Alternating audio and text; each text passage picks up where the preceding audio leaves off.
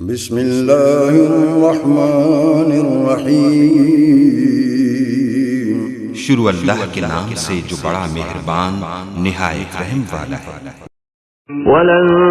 تَرْضَىٰ عَنكَ الْيَهُودُ وَلَا النَّصَارَىٰ حَتَّىٰ تَتَّبِعَ مِلَّتَهُمْ قُلْ إِنَّ هُدَى اللَّهِ هُوَ الْهُدَىٰ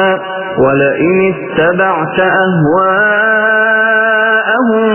بَعْدَ الَّذِي جَاءَكَ مِنَ الْعِلْمِ مَا لَكَ مِنَ اللَّهِ مِن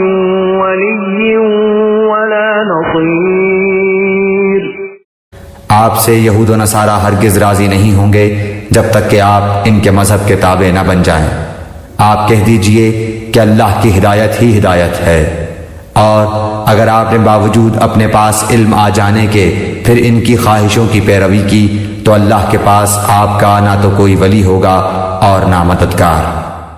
یہودی اور عیسائی تم سے ہرگز راضی نہ ہوں گے جب تک تم ان کے طریقے پر نہ چلنے لگو۔